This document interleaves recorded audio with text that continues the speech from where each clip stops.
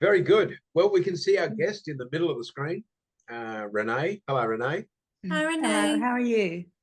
Very well, thank you. I don't know Renee, so it's the first time we've spoken, but first time I'm meeting her. So she comes highly recommended from another friend of mine in the chaplaincy space. Actually, remember Anne, who came on a few weeks ago? So Renee is connected to Anne. And Renee is in the aged care space in terms of chaplaincy and pastoral care. So we're slowly working our way through different sectors, Renee. Okay. So, just to give you up to speed, we've had somebody from that community space, the armed forces, frontline with Anne, pastoral care with Lindsay, and schools with Michael. Next week, we're going to have a guy come in and speak about prison ministry, chaplaincy in the prison. So that'll be a little bit different. But tonight, we're very appreciative of your time, Renee, to come and share some thoughts around that chaplaincy space in aged care.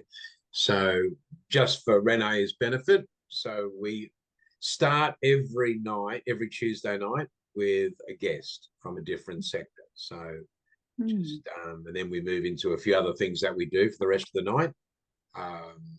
So I think the students have been enjoying the guests. Yes, no? Yeah. We're all very shy. That's a trap. We're very shy. Nice try, Jeremy. Nice try.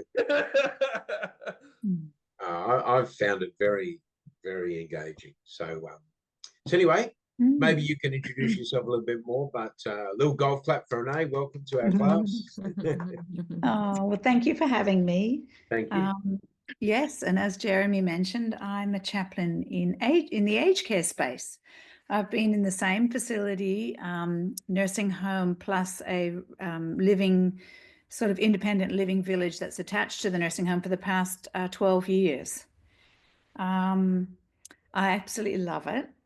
I really feel that I'm in the right space in the season of my life, and so it's a blessing to me to be there as well.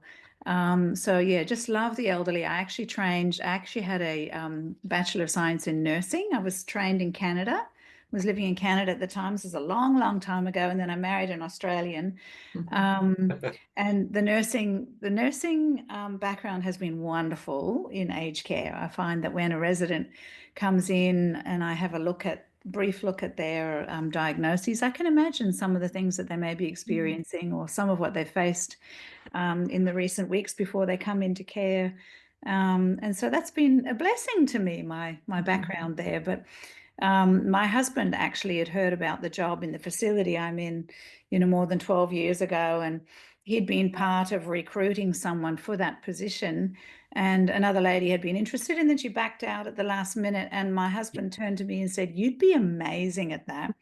And I said, "Yeah, but I don't have a theology degree." But I had studied at ACOM at the master's level. I'd done some spiritual formation groups. And so when they hired me, they just sort of said, "Well, we'd like you to be working towards your chaplaincy training." And so I did 4 subjects at master's level over a bit of time while I was actually working on the job. And I really enjoyed them. So I did, the first subject I did was the art and science of chaplaincy. And then I did chaplain as coach. And then I did understanding loss, grief, and trauma. And then the last one that I did was professionalism and ethics in ministry. And so I completed those 4 subjects. And then they said they were really happy with me just to continue the way I was. If I wanted to complete the master's, I can. But I have just been loving putting into practice some of what I learned in those courses. And so I'm probably not as fully qualified as some in the sense of not having completed a theological degree. But yeah, I'm in the right place. It's awesome. Yeah. Yeah. So that's kind of how I got into the aged care sphere. When I was nursing, I was actually a pediatric nurse. So I'm on the other end of the spectrum of life. And but the the best of us become the more childlike as we get older too, which is absolutely great. And so I love that part of caring for the elderly. And it really is a privilege for me to be in that workspace. So some of the things that I do, once a week, I lead a small devotion group. And because I'm coming from a Jesus follower background into this facility where they wanted a Christian chaplain, I've had a small group of elderly slowly working through Psalm 23 this year. So I don't know if there are many of you familiar with Psalm 23, but we have just been looking at a couple of words at a time, and it has been the richest experience for all of us. It's been amazing. So I do that. I have coffee mornings. I lead a grief group out in the village where the independent residents are living. And so every couple of months, I let them know that I'm running another group. And if there's any new residents in, I encourage them to come along. And I've designed this group, and it's just been an amazing journey. Helping people process some of their past griefs and just being honest and real and learning to talk about grief. Some of them in that age group, I find they're so resilient and stoic. They've not learned to have language around some of their experiences in life. What else do we do? I run a support group for some of the wives of the male residents who are in the nursing home.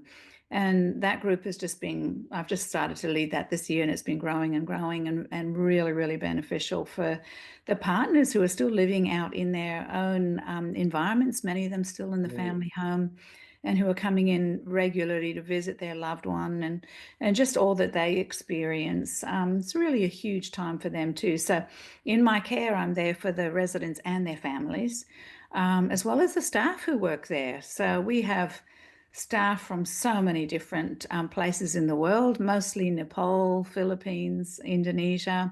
Beautiful, beautiful, caring staff. Japanese, we have a whole group of Japanese that are in there right now. And it's a real opportunity for me to come alongside them too, because some of them are on student visas or working visas and have, a shorter time living in Australia while they may be studying, and they don't have family or, so it's just a good opportunity to do team building amongst the staff who are there as well and get to know them at a personal level, listen to their stories and help them journey through some of the challenges of working in aged care. It's a very, very busy, tiring environment at times. Yeah. So it's an opportunity to make sure that the staff feel like they're okay and that they're supported and they're learning to care for themselves as well outside of work. So it's awesome. I just interrupt one sec, Renee. Yeah. So what I'm hearing you say, you're putting some of these sort of programs or courses together. Where do you draw that material from? Is that from the study you've done or life experience? Bit of both, actually. And sometimes I pick up something just from reading something and then I run with it. The idea of designing the grief group, every year that I lead it, I change it a little bit. Using poetry, I've done incorporating TED Talks. I do it over a 6-week period. Sometimes I go to find that the TED Talk has changed, and so I use something else, and I've just formed a general pathway through it, and every time it turns out a little bit different. I'm also a very creative person, and so I'll often pick up creative bits or just sense in my spirit what I need to do with this particular group, depending on how they're journeying together and what their needs are in the group. And so I guess I'm very flexible as well, and go with the flow. But I mean, the one-on-one times with residents are just so precious. So over time, I get to hear their story. Wow, so many of them have, lived amazing lives and have so much to offer me. And so often the way I feel as I go into their space is that I'm the guest and they are the host. They're the host of their life. They are experts in their own life, and I'm coming in to be a listener, to be a source of encouragement to them, to ask them what sort of support I can offer them spiritually. And it's just such a privilege to be with them and in their space. And so that's kind of how I see my role is as a companion for them through the season of their life. For those that are in the nursing home, very few of them will go back home again. Occasionally they do, but for many, it's the last home that they will ever live, you know, on the earth together. And so I just see it as such a privilege to care for them, to love on them, to learn from them, to listen to them. Yeah, and to be with them and their families in maybe one of the toughest seasons of their lives. Yeah. There's a lot of loss and grief. There's loss of independence and being able to drive or live in their own home. There's loss of health. There's loss of connection with family and friends. That they're coping with a lot of losses while they're also being encouraged to make new friends and, you know, form connections with those. So part of my role there is to help them to get to know the resident well enough that I know who I may be able to join them with, to start forming a friendship and feeling connected with others. Yeah. Are you the only chaplain in that Yeah, yes, facility? I am. Yeah. Right. When I first started there 12 years ago, there was a couple there as well. And so we shared days. The couple used to come in, you know, 1 or 2 days a week. And I started just initially on one day. And then they moved away. And so then I took over the role completely. So in a facility with 35 residents, and then about close to 35 people living in the independent village as well, I'm there for 2.5 days a week. So I'm half time. Yeah. And I find that my time is so full. Yeah, just with the different things that I do with the residents and those in the village, as well as a lot of one-on-one time with people and writing spiritual care plans. We have a tool on our computer that we use to fill in to write a care plan, you know, in case any of the staff actually want to look at it and see what I've discovered about their lives. But a lot of that also happens verbally. When I see a need there, I speak to the nurses and yeah. And I won't monopolize all the questions, so please stick your hand up and jump in at any time. Yeah. Are you volunteer in that space, Renee, or is that a No, paid role? I'm actually in a paid role. So I'm with Okay. Churches of Christ, and this is a Fresh Hope Care facility that they have placed me in. Yeah. And so, yeah, it's actually a paid role. Yeah. Mm-hmm. That's Yeah, which is a blessing. Yeah. yeah. Yeah. Sue. Hi, Renee. Hi. Hi. Then the care plan you talked about, is that Yeah. templated from somewhere, or did you make that up yourself? No, it's been designed for us and it's used throughout all the Fresh Hope Care facilities. Ah. So I document all of my visits in a program called eCase, which is used in I think lots of different facilities of different types around New South Wales. So it's a computer program that we log all of our information into. And so there is a pastoral care sort of spiritual care plan format there that I follow on the computer, and I can add in some of my own creativity, but it's sort of getting to know the resident, asking them about the things that have contributed to their meaning and purpose in life, often include, you know, stories about family or where they've lived and just significant things that they share with me. I just pop into there. And then it also includes, you know, any ways that the staff can help them to connect with their spirituality or their resilience. Parts of their life that have brought a lot of grief and loss as well. I document into that if it's helpful for the staff to really get to know the resident well. I tend to get to know the residents pretty well over a course of time, and they see me as a friend, and sometimes they actually share things with me that they've never told anyone else. And so it's just so important that I'm there to listen and be a non-anxious presence with them and create and build relationship and rapport. And so sometimes they'll say to me, oh, look, I'm not a religious person, but I'm very, very happy for you to meet with me. And it's amazing the incredible relationship that we build over time. Yeah. It really is a privilege to be a friend and to come alongside them and to provide emotional, emotionally safe spaces for them to share whatever they would like to. While they navigate this journey of, you know, declining health or increasing dementia or whatever they're facing, it can be pretty challenging. Yeah, The care plan sounds a fantastic idea because that's often an area that's overlooked. Yeah. But I was just thinking how good that would be for accreditation. Yeah, so Um, that's exactly it. So as the nurses are filling in their normal care plans on the different physical needs of the resident, we have a spiritual care plan that includes the emotional and spiritual support of that person. And I'm pretty sure that when the auditors come in, they're double checking that there's consistency and congruency between them. And the registered nurse will often look at mine briefly. Just so it's good. Is that on the website readily easily to see, or Well, we are actually signed into it through our work email address, and so yeah, I mean, it'd be worth looking into. It's been programmed into the EK system for us anyway in aged care. Yeah. Nice. That's very interesting. Yeah. So, Yeah. Were you going to say something, Neil? I've kind of felt. No. I've worked in aged care for a bit, and I've done it for a few years. So yeah, it's you have to be. I would say probably being a chaplain would be a lot easier than being a healthcare provider because, like, I know. you are going to be running around, and I got to admit, I was constantly on my feet, running from one place to another, and I especially thought it was a bit challenging for a number of clients that I had that had dementia. Yeah.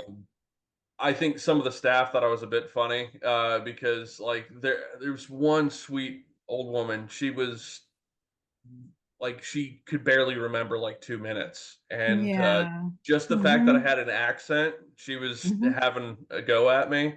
So I was like, "Oh, okay, if that's how you want to be." I'd walk out, I'd wait 10 seconds, then walk back in, be, "Hey, how you doing, sweetie?" And she's like, "Oh, you're that new guy. Oh, hi." I'm like, "Hey, how you doing?" So yeah, it's it's sad, but look, at the end of the life, these folks need help too. So yeah.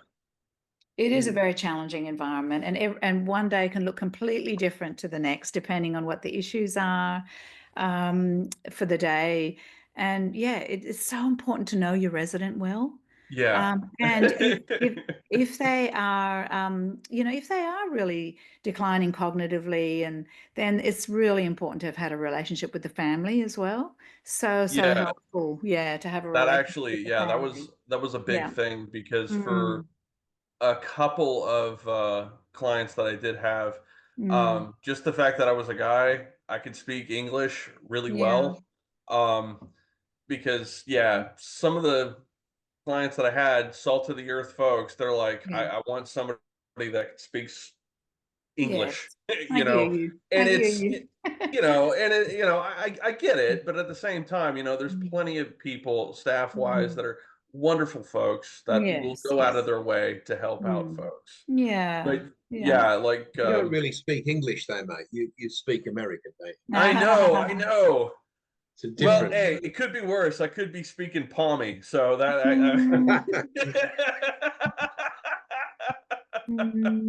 Anybody else want to jump in just before? Yeah, Kate.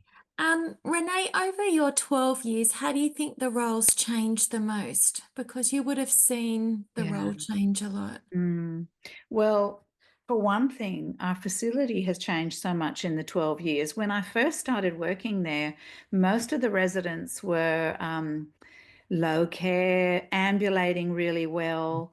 And so things were a little bit different. There were far more people, coming to activities and also meant, going outside and walking with residents. So someone's taking them out in the garden and things really changed. Of course, it was extremely challenging during COVID, as you can imagine. We had no visitors.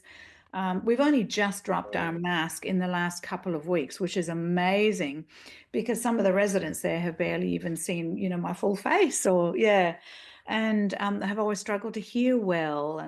And so, we're in a really good season right now as we're heading into summer, and we still rat test every day, but the other thing is the age of residents coming in is older now, and the needs are much higher.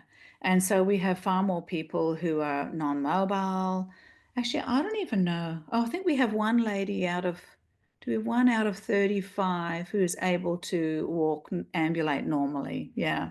Wow. And so the rest are all in, sort of jerry chairs or wheelchairs or whatever the physio determines is best for them. And some are bedridden. So things have really changed since I first started there 12 years ago. And so because the environment has changed, my role has also changed too. So where things may have been a little bit more group oriented before, now I'm fitting in a lot of one-on-ones in visits in rooms in between some of the activities or the things Yeah. that I do in groups. And yeah. Mm. Do you think that's because we've been a society that's helped them stay in their home a little longer? Yeah, so I mean the whole aging in place Yeah.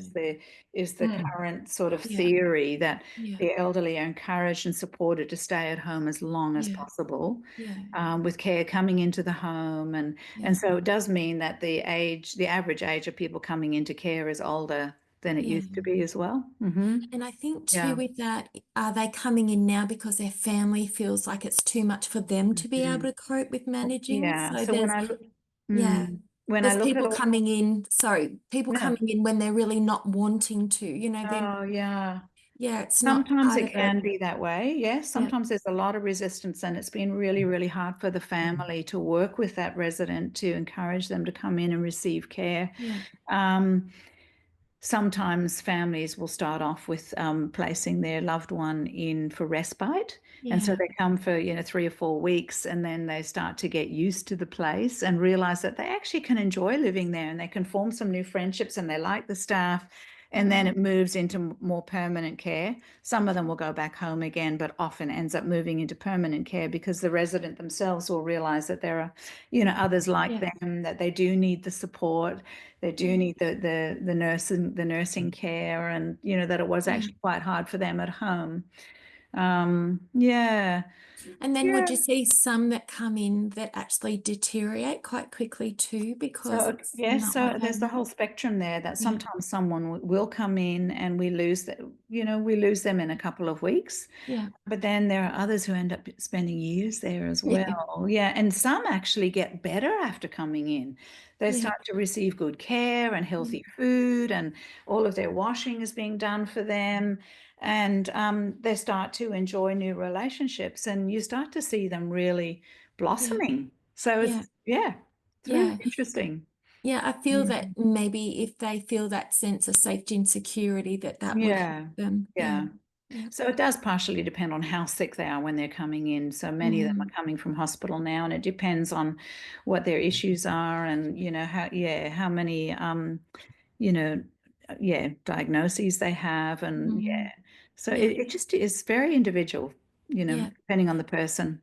It's a Yeah. can of there- worms subject. Yeah, would there be some that actually your role is quite important because they don't have many visitors? No, Yeah. yes, very much so. And even the role of the chaplain, for me, I can become, a very significant friend to them in that season of life. So there was one lady, can I share one story? Yeah, She yeah. was 98 when I met her. She was still living independently in her unit out in the independent living village, and she was there until 94. She was 98. She was there until 104. And then I really encouraged her to consider coming in for care because I could see that she was struggling. She was still cooking her own meals. She was doing all of her own washing.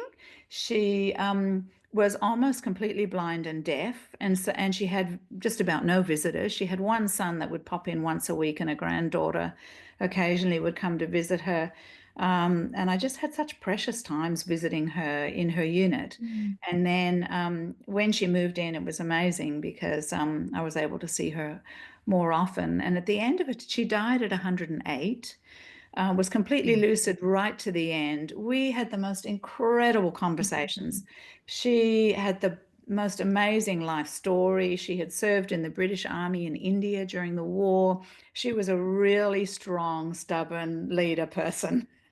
and she lived to 108, and she was amazing. We actually had ended up enjoying a very close relationship, and I think the day before she died, she said to me, Oh my goodness, the last decade of my life has been such a blessing having you, because she was so lonely in her Yeah. unit. So lonely. Yeah. What was her name? Her first name? Her first name was Ruth. Yeah. Ruth. Yeah. So Well, I'll never that's forget some her. biblical name, isn't it? Yeah, yeah. Yeah, she was a real character, a real Yeah. character. You would laugh. She brought me so much joy in that environment, because it can Yeah. be quite a heavy environment to be working in. Yeah. And so, you know, you need those moments of real joy in relationship. And yeah, it's good. Mm. Yeah.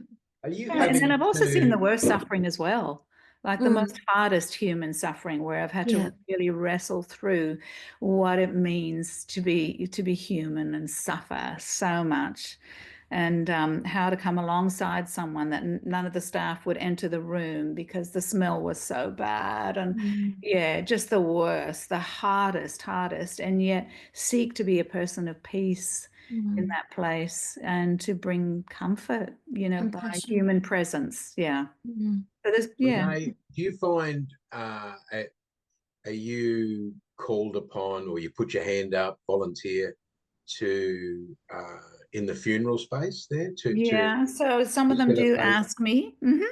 Some of them ask me to lead a funeral Yeah. or a memorial service. Not everyone does. It depends on my relationship, often with the family, Right. and also I guess the spiritual leniency of that person as well. Sometimes, yeah.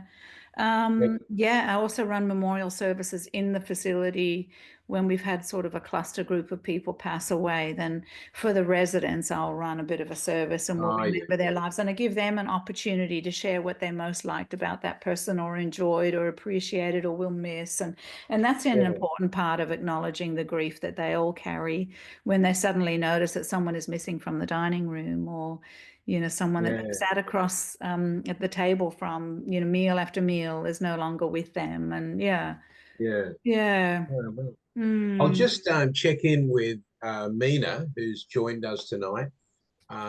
Were you interested in this subject, Mina? Is that why you've jumped on tonight? Did you want to have any question or comment there?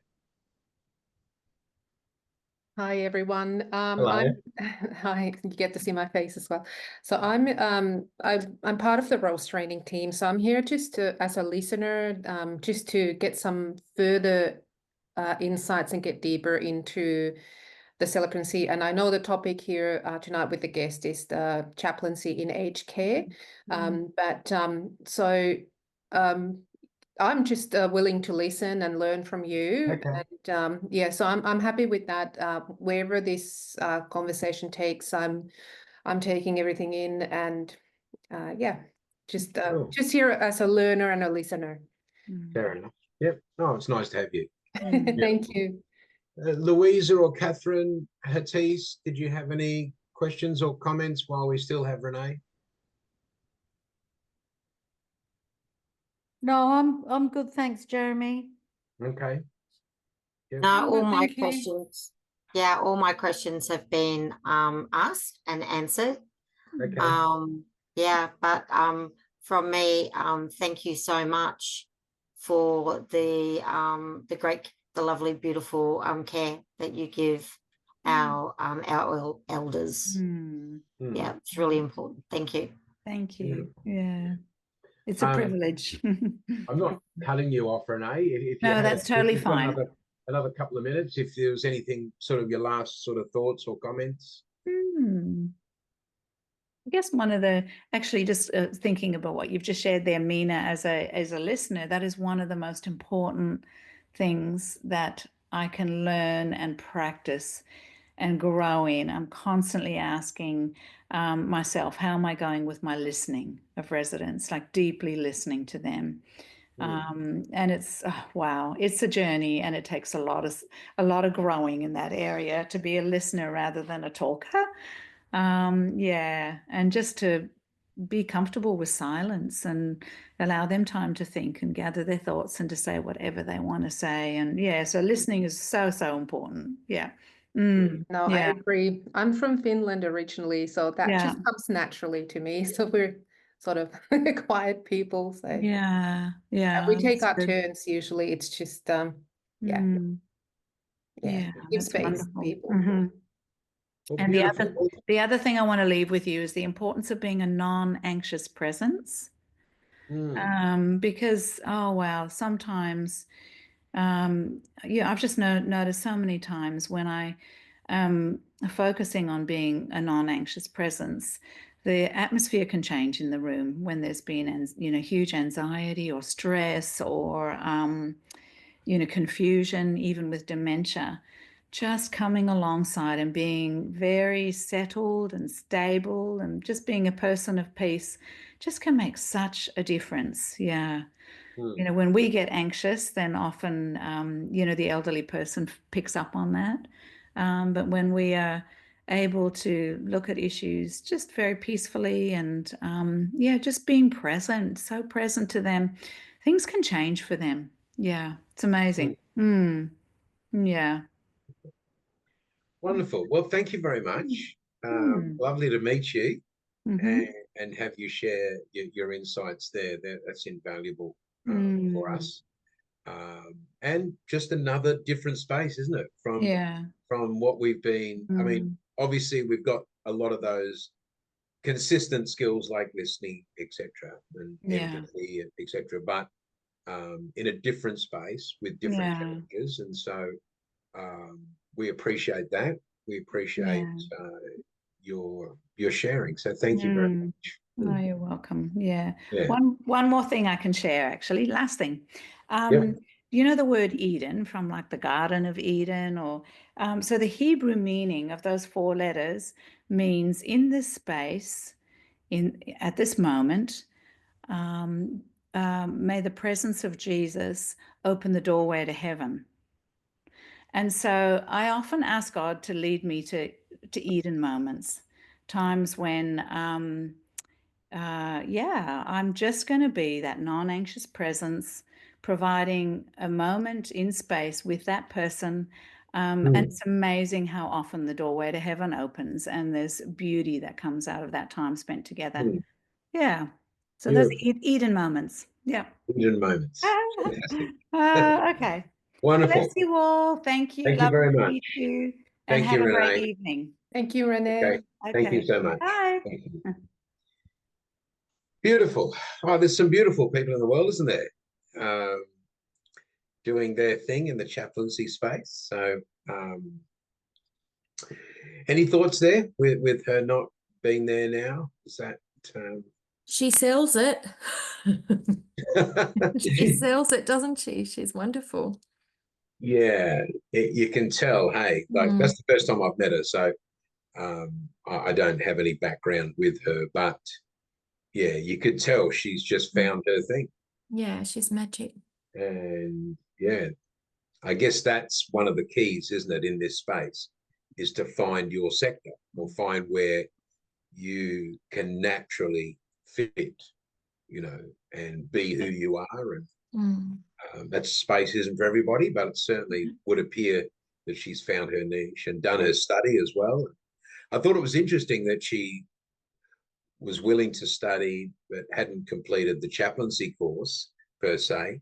But I guess that's what I was saying last week, wasn't it? There are so many opportunities without a certificate, but certainly it helps. There's no doubt about that.